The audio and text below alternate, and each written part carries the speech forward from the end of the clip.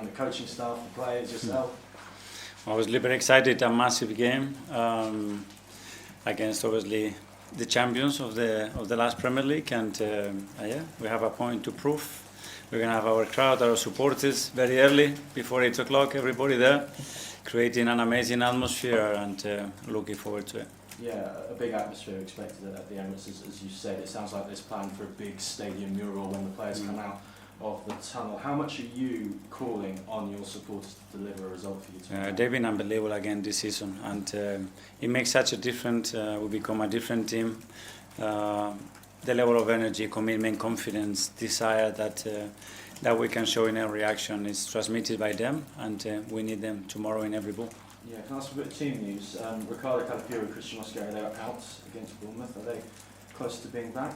No, they're out again. Well, when can we see them back? What stage are they at? I think pretty soon they have to go to the last stage of the rehab, and if everything goes well, hopefully very soon they will be available for selection. Yeah, and just finally for me, this is the first time we're hearing from you since Ruben Amorim left his job as Manchester United head coach. Now, Sir Jim Ratcliffe actually used Arsenal standing by you as an example, as a reason why Amorim should get 3 years in charge, and obviously he didn't get that time. So what does that say about the support and the trust that the club put in you during the first difficult 12 to 18 months during the time? Yeah, I can only talk about what I have experienced, and it's always sad to see a colleague losing his job, obviously. We know where we are, and yeah, I think you need support from ownership, and support from your staff, from players. At the end of the game, you need to win a lot of football matches if you want to stay in the job, and that's the reality and the nature of our job. Good afternoon. Thank you. Good afternoon, Mikel. You mentioned there being a point to prove when you play Liverpool. Is that sort of a case of the fact that they beat you narrowly in that game back in August, or more to do with the fact that you are leading the table at the moment, and that's, you know, a statement if you were to beat the champions? Yes, I mean, we are top of the table. We play at home against a really, really good opponent, and we want to maintain our position. And in order to do that, we're gonna have to be excellent throughout the game to deserve to win the game, and that's the point we have to prove. Arne Slot said this morning that he feels that this is the best Arsenal side that there has been in the last couple of years. It seems like an obvious question because you are leading the league by 6 points, but do you feel this is the best Arsenal team that you've assembled and developed, and if so, what makes this team so special? I don't know. I don't like really comparing, and I think every week the team is different because the players available are different, the position is different. So, yeah, maintain a lot of the great things that the team is doing, the individuals are doing, and consistency is going to be the key to that. And we know the difficulty of every game, and we are approaching that with a lot of excitement, understanding where we are, and with a huge desire that we have to achieve what we want to do in May. They're on a 9-game unbeaten run, Liverpool. Obviously, they had that good start to the season where they were winning games, but quite narrowly in a lot of the matches. Obviously, they are unbeaten, but perhaps they're not playing their best football. So how do you view the Liverpool side that you're going to be taking on tomorrow? Well, the margins, I think, for all of us are very small. We always talk about that, and yeah, they have a great manager. They have a sensational structure, understanding what they have to do in relation to the players that they select tomorrow in the lineup. They can play in different ways because at the end those will make them a little bit different and more specific to what we can expect tomorrow, and we have to be conscious of that and then focus on what we have to do. Alex BBC. Hi. Can I just ask about Kai Havertz? He was on the bench against Aston Villa but then not against Bournemouth. How is he getting on with his rehab and return to play? Yeah, we are monitoring. Obviously, his load has been out for a long time for 2 different reasons, and yeah, he's very close. He trained this morning again, and hopefully we're going to have him available and the best version of Kai very soon. You had good wins in matches against Newcastle away from home, West Ham at home, and Brighton as well. Teams you dropped points against last season. Drew against Liverpool at home, a game you probably should have won last season as well. Is it another chance to show the progression you've made this campaign? Yes, at the end we want to win every game, and the most important one is obviously tomorrow's, and we know what we have to do to beat them, and now we have to prove it on the pitch. Okay. Stephen from Arsenal. Hi Mikel. Leandro Trossard was voted Player of the Month for December recently. What's kind of been behind his fantastic form lately? Well, first of all, I think his level of understanding and consistency. He's got ability, but the level of consistency he's showing this season in particular, I think it's been exceptional. I think he's really clicking with the team in every aspect of the game, and is a player that provides something different to what we have. And you've spoken about the role that supporters will play tomorrow. What's that actually like when you've got such a huge crowd right behind you? Can you remember from your playing days what it actually feels like? There's nothing like it. I mean, you become a different player. Your emotional status is better, your energy level is better, your confidence is better.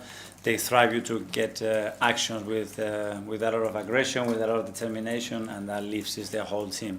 So that's what we have to provide tomorrow. Matt, Evening Standard. Hi, Mikel. Hi. Considering how good Liverpool were last season and the signings they made in the summer, did you expect them to be your sort of main rivals in the title race? Well, yeah, but obviously that's on paper. But I still think that they are running a superb team, and what they've done as well. And you have to understand as well the context that they had with certain injuries and the difficulty of the league for all of us. But my opinion hasn't changed about them.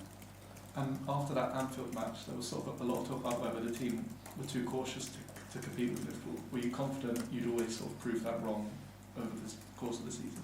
I don't know. We always prepare the games to beat them in the best possible manner, in the way that we believe is going to give us the best chance to do that. Hi, Mikel. Hi. Right at the start of this press conference, you just said you feel like there's a point to prove. So I was just wondering what that point is in your head. We can go again and again. I mean, every week we have a point to prove. We had it a few days ago against Bournemouth after a great win against Villa, and it's going to continue like that till May. And we know that because once we are in the position that we are in, we want to maintain and extend the lead that we have. And in order to do that, our level of determination and desire has to be with that mindset. In terms of maintaining that through, I guess, weeks where you're playing every 3 days, how do you keep, I guess, everyone, not just players but staff, on that kind of goal, if that makes sense? Well, we all want it that much that that's what is driving everybody, and that's the superb quality that we have within the club, staff and players especially, because we know what it's going to take to achieve what we want. And this is maybe a bit of a random one, but I noticed that Martin Zubimendi, Martin Odegaard and Declan Rice were all born within 2 months of each other. Mm-hmm. And I was wondering, with those three, when they play, they all seem to gel quite well. And I was wondering if their ages have So any... they started to connect Yeah, since their birth, yeah? But how you see Let me investigate about that, and I can come back to you in a few weeks. Yeah, but how do you see them, I guess, as a trio, both on and on? Well, and off, sorry. It's a great point. So maybe it's something that we have to think about. It's very clear and obvious that they click, they understand each other really well, they complement each other exceptionally well, and that's something that we believe that we could achieve before we brought them together, and now they are doing it. James, you think? Mikel, Amorim and Maresca, they both left their jobs after speaking about the sort of frustrations with the head coach model. You were hired here, obviously, as head coach, and then you became manager. And I know every club's different, but for you, what difference did that make going from head coach to manager? Well, it was different at the time when they proposed to change their role and what they thought about in the areas that I could help probably more than probably they expected at the beginning. But at the end, it's about the relationships and the people, because and we have formed great teams with very different qualities, and some that have been more on certain things, and when there is somebody that is much better than me on that, I let him do it. So for me, the title doesn't really reflect the daily, probably the way we operate daily. I think is more important the people, and then the morale within that people to really understand that, okay, let's give each other the things that it can master and make us much better, and the rest we just support that idea. That's it. It must have been a confidence boost for you, though, obviously in your first managerial role, to be given that extra responsibility. Yeah, because I didn't demand it, we didn't ask for it, and they believe it was the right thing to do. But again, since there, because we have to work with different people, with the changes that we had in recent years, I think when you have a leader, which is ownership, in this case Stan and George that is very close to that, with very clear alignment to all of us, what he wants to do, how he wants to achieve it, that creates that space for everybody, I think it's very easy to work like this.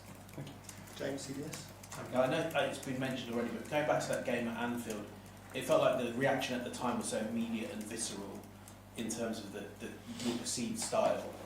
Have you looked back on that game and what did you sort of take away from it, and what do you think maybe the broader conversation got wrong? No.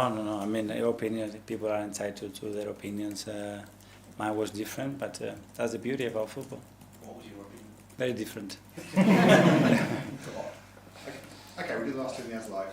Charles, goal? Hi, Mikel. We saw another brilliant finish from Gabriel at Bournemouth. He's now just 2 goals behind your old teammate, Laura Koscielny, in terms of record goal scorer for a defender in the Premier League for Arsenal.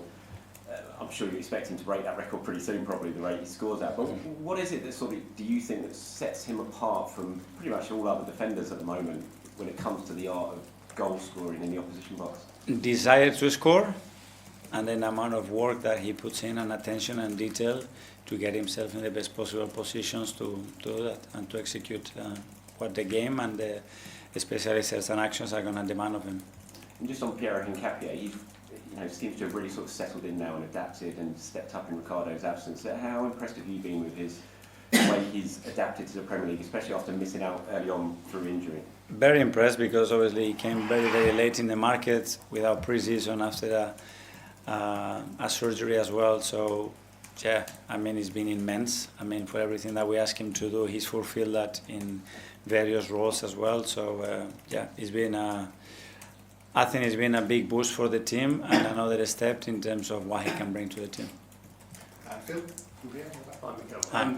This group of players have got more points than the Invincibles managed after 20 games, more points, more goals. Obviously, you've been here a long time as a player and as a manager. Do you think that this group that you have is as good as the Invincibles, if not better? No, because the Invincibles won a lot and they won consistently, and they created a history and legacy, and we have to do that.